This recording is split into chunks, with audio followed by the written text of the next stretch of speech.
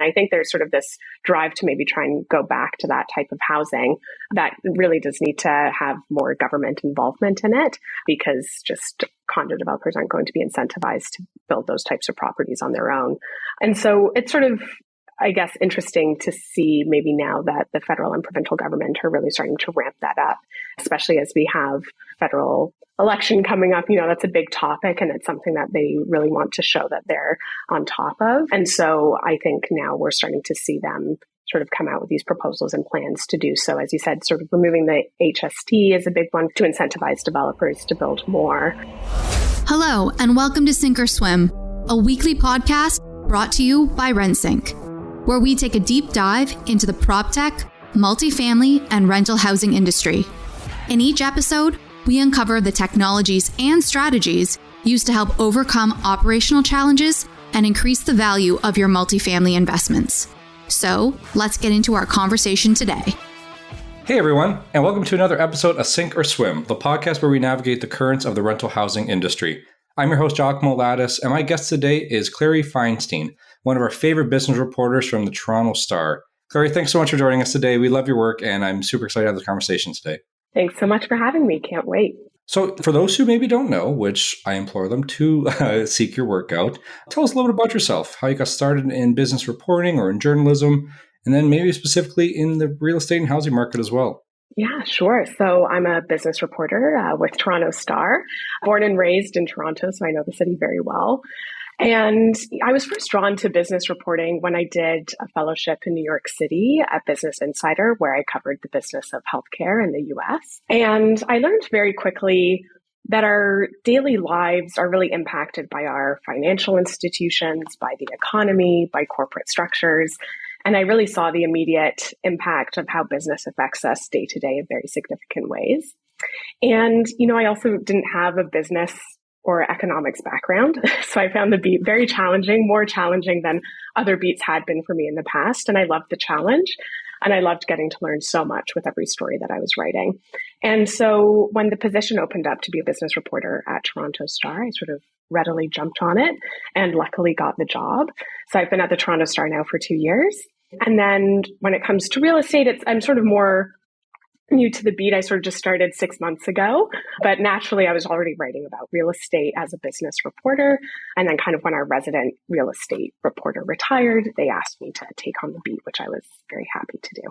Yeah, and I imagine now, like switching to that angle, like the housing market and business reporting seems to be like the focal point now, right? Like it seems to be as soon as you're on TV and everything that's going on in politics or the news, it seems to really completely circle around the housing supply issue. So I'm sure, maybe you didn't bargain for this much doom and gloom, but you seem to be getting it right now.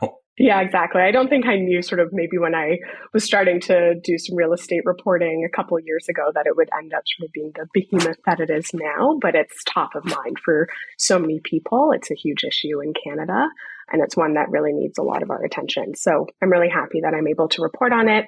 And they're really expanding the team at the Star as well to do this type of coverage, which is very needed. Yeah, it's fantastic. Well, let's get into this then. So, given some of your recent articles and what you're hearing, we probably talk about this all day, but what are some of these notable trends you're observing in the Canadian rental market right now? A lot of our listeners seem to know a little bit about it, but maybe for those who don't, what's going on? Yeah, so I think it's important to know that, rents really skyrocketed during the pandemic. They're starting to plateau now, but they're still very elevated compared to 2019 levels, and it's very unlikely that they're going to come down. And so this happens too as landlords have mortgages that are renewing. They're going to be renewing at much higher interest rates than what they had, and that gets offloaded onto the renter. So that's going to continue. There's not really good news there for people who are renting. The big topic I think that a lot of people are aware of is just supply in the market. There's very, very tight demand and supply. We just don't have enough rental stock to meet the demand, especially as we have record levels of newcomers coming into the country. We just simply don't have the infrastructure to support that. And many newcomers, when they first come to Canada, many tend to rent and then buy. So that will continue to be top of mind in Toronto, and we'll continue to see that play out.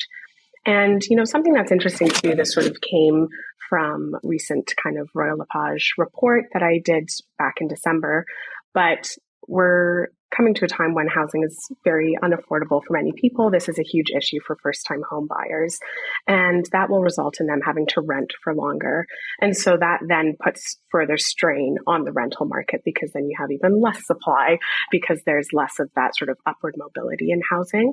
And so that's going to sort of be a new dynamic in the housing market that's really going to impact renters as well. So those are just some of the big themes. Yeah, that's interesting to say because, a lot of part of my job is just talking about renters and the rental market. But I try to say when I'm talking to journalists or reporters too, it's like, and obviously you hit the nail on the head there, but what's happening in the ownership market really does affect what's happening in the renter market, right? Like anecdotally, like myself and my peers and a lot of my colleagues, a lot of us are renters who want to get in the ownership market, but is this really the right time for us? We're all kind of waiting for, their interest rates to go down, or you hear the whispers of a potential housing crash, right? So I feel like there's a large section of this country that are like young professionals, probably between the ages of 25 and 40 who want to buy a house, but is this really the time, right? So everyone seems to be a little bit on pins and needles right now, just kind of waiting to see what happens in the next 6 months to a year, right?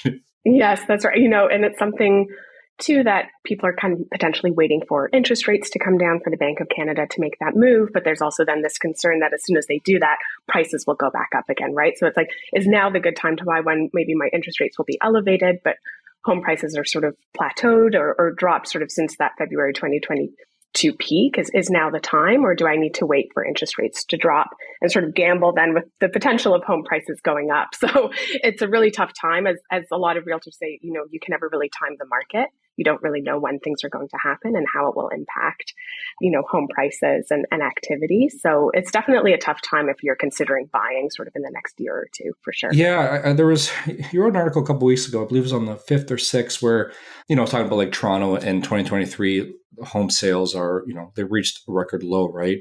And we've talked to a couple of mortgage brokers, like Ron Butler, who's all over social media. But the idea behind that is, everyone's waiting for interest rates to go down. And if we expect that to happen in 2024, well, that's probably going to bring a lot of people into the market, which then might increase housing prices, right?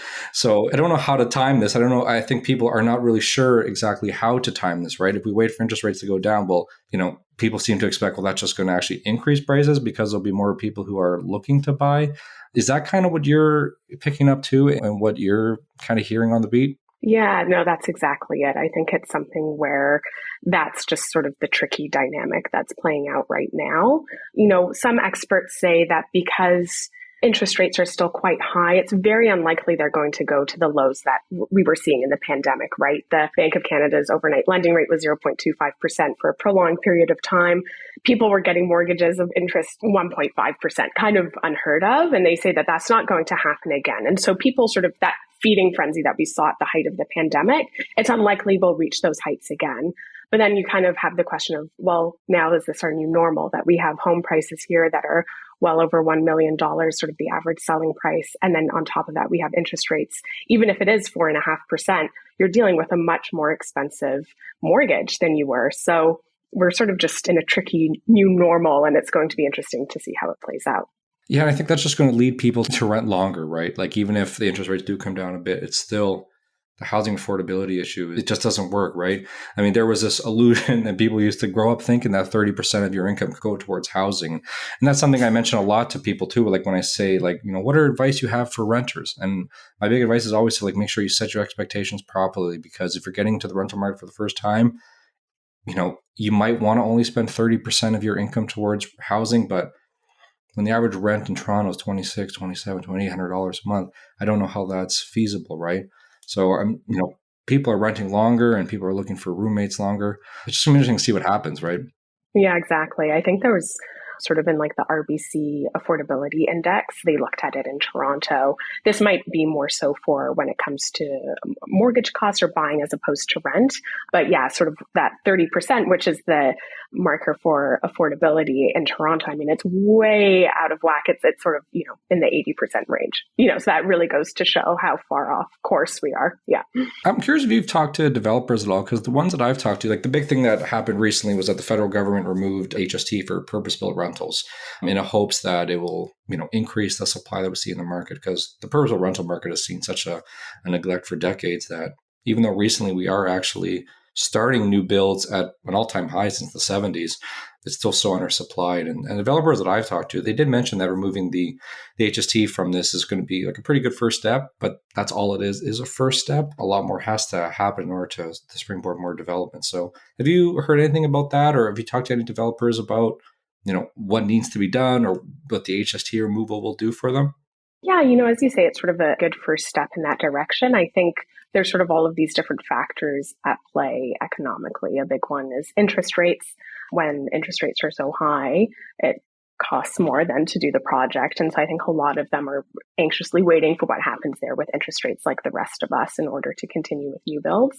The cost of materials has gone up significantly over the course of the pandemic. I mean, just the cost to do the project in general has gone up significantly. And so it's just delaying projects. I think sort of the topics that I've looked at more is when you look at pre-construction buyers, they're really struggling there because when people sort of bought, let's say at the height of the pandemic, now their appraisals are coming up short. They're not able potentially to close on the unit.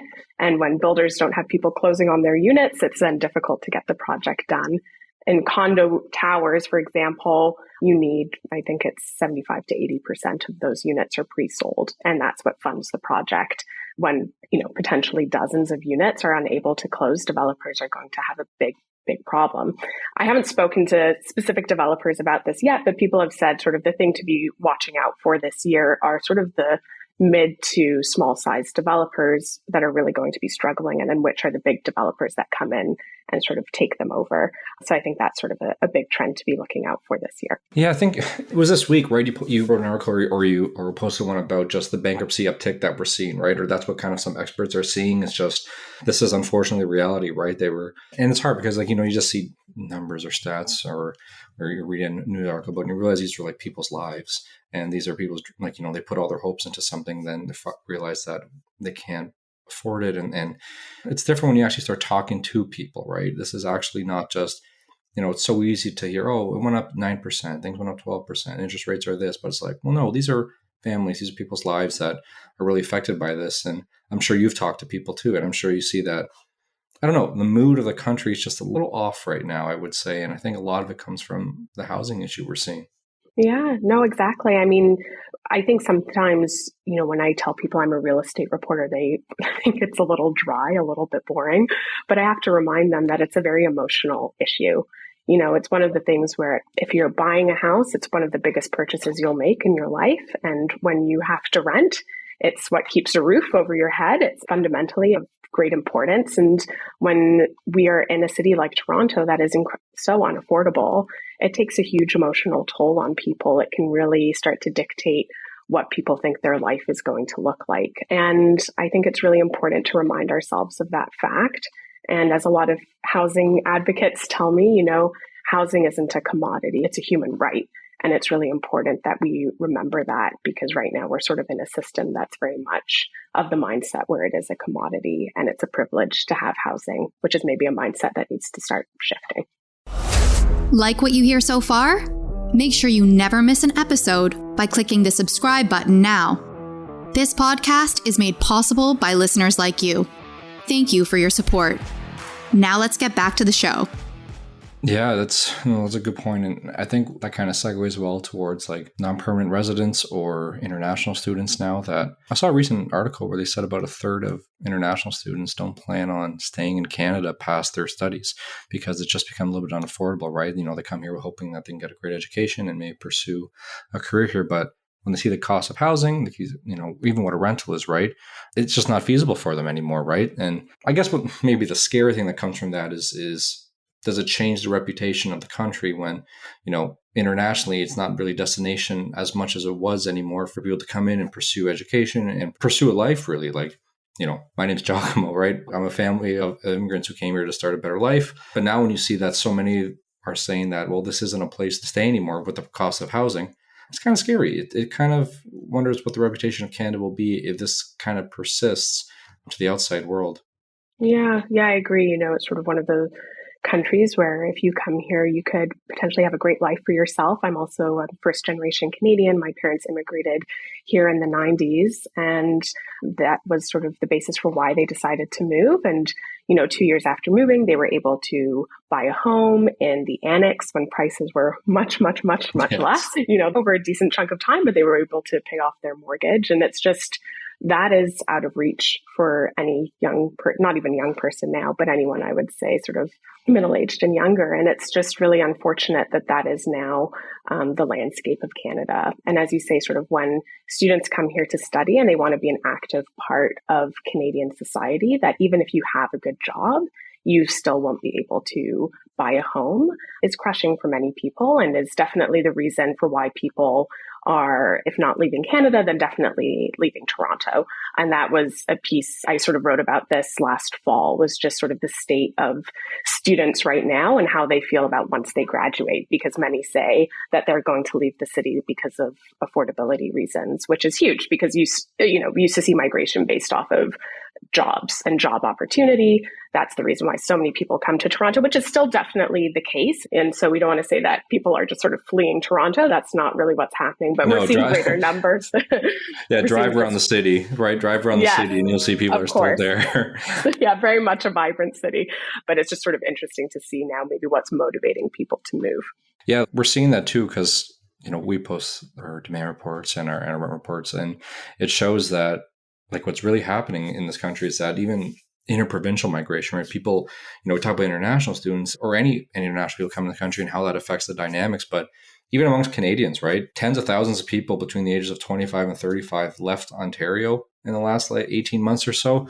And they're going to like Alberta, or they're going to the Maritimes. And obviously that increases demand in those areas. And we're seeing that the fastest growing rental market right now is Alberta. It's Calgary, because the demand has gone up so much. And there's no way around it, right? People don't prioritize accessibility anymore. It's now affordability and what's more affordable.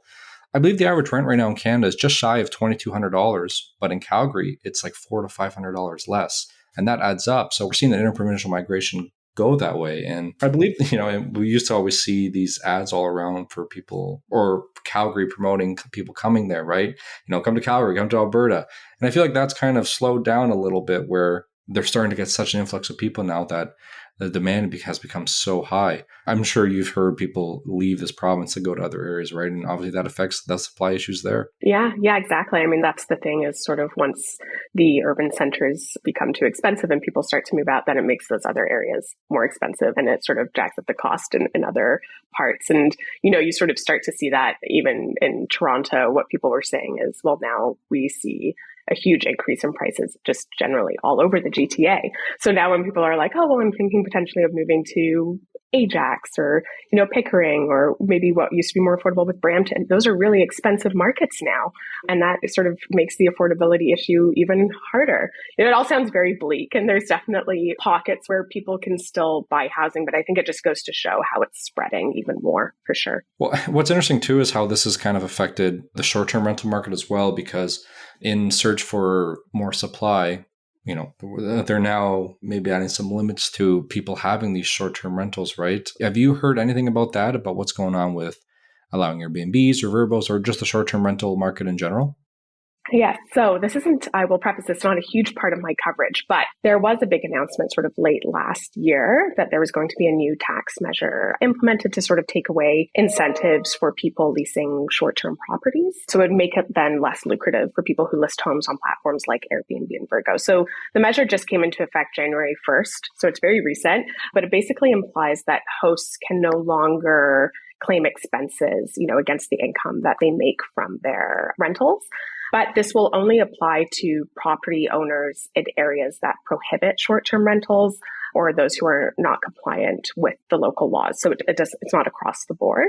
And the federal government also announced that it was going to provide $50 million over 3 years to support sort of local enforcement to help with these new laws. And I can sort of veer a little bit, because something that I did do recently was looking at short-term bylaws in cottage country.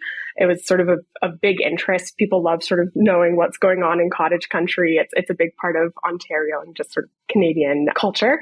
But what we really saw in the pandemic is people bought up a lot of property in cottage country when interest rates were so low. They were like, this is my time to buy a cottage. And a lot of people would sort of lease out the property, and they were able to make substantial money from doing so. But then there was sort of this backlash towards that from the people that actually lived in the area year round. And so we're kind of seeing this move in Ontario with, there's sort of been dozens of municipalities and townships over the last few years that have sort of introduced various bylaws, mostly that have to do with noise and safety complaints. And, they really say the impetus for sort of having these bylaws is to improve housing affordability and then to also address the issues of noise and safety. But then on the other side, the people that sort of own these short-term rentals say that it's going to hinder local tourism, the local economy, and it also sort of hinders their own finances of what they can do with their own property that they bought. And so the bylaws really range kind of from region to region, and it's something that we could start to see impact maybe more urban centers. So there's certain things like people now have to get a licensing fee.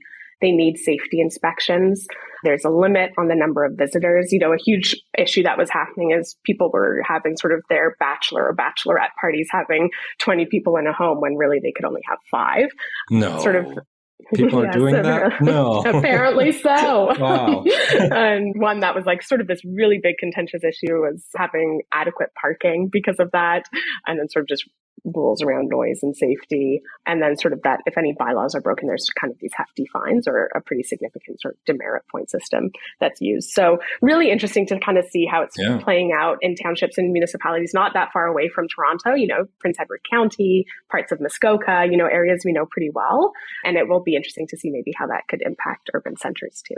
It's amazing how fast the turnaround was, right? Just a couple of years ago, like you're saying, people, they wanted to buy this up and the interest rates were good and to make it, a nice profit. 25 months, 26 months later, it's like, it's amazing how fast this happened. That's something that I find kind of alarming, right? So do you see how any maybe recent economic or maybe some social factors have kind of impacted the rental landscape in Canada as a whole? It's interesting too, because, people say that we're in a recession or we're in a soft one, but unemployment rates are still pretty good. So it's interesting how when you see something like that, typically that keeps the rental market busy because people are actually still working, but yet no one has any money. Like, it's kind of interesting what this economic landscape is right now and how it's affecting the rental market. So demand has still remained high, even though the supply really isn't there. And also from what I've read, people kind of expected the housing market to even have balanced a little bit more by now, but it's staying a little bit stronger than what people thought, especially with the interest rates the way they are. Have you kind of seen that as well, or seen how maybe any recent economic factors have really affected the rental landscape in general? And again, there's a lot of relation to the housing market as well, but just kind of hear your perspective on what the economy is doing and kind of how that's maybe affected the rental market. Yeah, I think sort of during the pandemic, as I said, there was a time of very low interest rates. And so there was really an influx of investors that entered the market. Many scooped up condos. I think around 10% of mortgage properties were taken up by investors. So now I think they corner sort of 30% of Canadian mortgaged homes, which is significant. And they're, when it comes to condos, those are typically the most common, property that's used for rental. So investors are really dictating that part of the market for renters. It's obviously a for-profit business for many landlords. And so renters are really having to deal with higher market rent value. And that's definitely an offshoot of the pandemic. I think sort of the things that we were saying really comes to just this low supply of purpose-built rental that's really being pushed now by the federal and provincial governments. They've been out of the business of doing that for decades.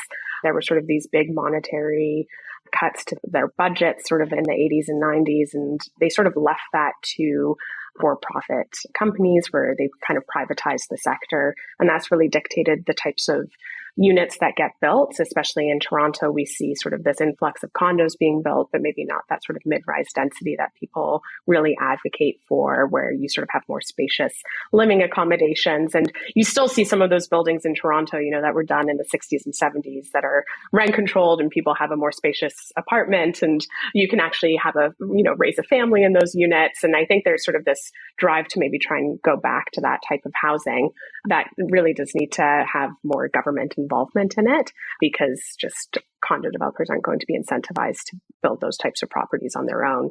And so it's sort of, I guess, interesting to see maybe now that the federal and provincial government are really starting to ramp that up, especially as we have federal election coming up. That's a big topic and it's something that they really want to show that they're on top of. And so I think now we're starting to see them sort of come out with these proposals and plans to do so. As you said, sort of removing the HST is a big one to incentivize developers to build more.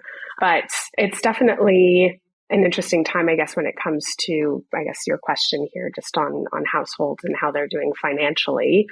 People are always going to need housing no matter what, and that's never going to change. And so I think that demand will always be there.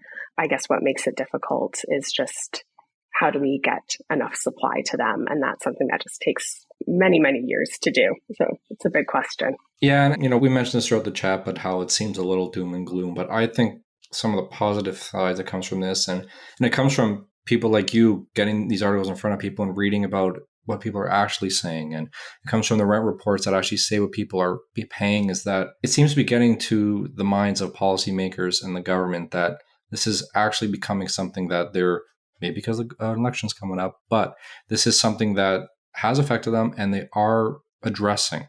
You can't turn on the TV anymore without hearing about the housing supply issue and purposeful rentals and what incentives they can do. So I think to add a little positivity and attend this conversation is, it seems to actually be working. What we're doing is that they're noticing that there is an issue and that they're really trying to bring an influx of supply into the market. So I think we're on the right path. But, if you wanted to maybe take a crystal ball and predict what happens in the next year or two, if you have any predictions of what could happen, like we can go, I'll get here what you're thinking. I'll say what I'm kind of thinking, but kind of say, like, looking ahead, what do you kind of see happening?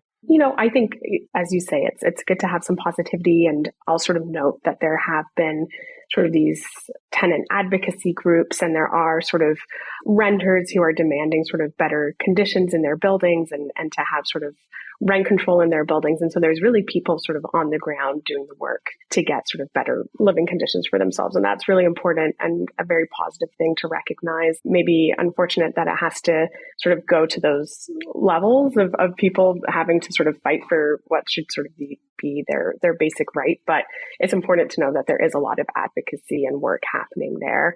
When I sort of see the bigger trends generally, as you say, it's a step in the right direction that government is finally sort of stepping in, doing the work to actually help get housing supply to the market. There's some really aggressive targets that they have that, if met, would be very impressive. We need 3.5 million homes built sort of in the next decade. It's substantial. And I think people say we might not hit that target, but it's good to know that those are the types of goals in mind in order to help Canadians out. When it comes to more short term in the next year or two, you sort of hope that potentially with lower interest rates, we could sort of get housing starts back up again. We were sort of hitting kind of some great numbers a couple of years ago that have kind of stalled, but we, hopefully if the Bank of Canada does sort of cut rates, even if it's marginal, that could sort of get builders back into developing housing that is sorely needed in Toronto.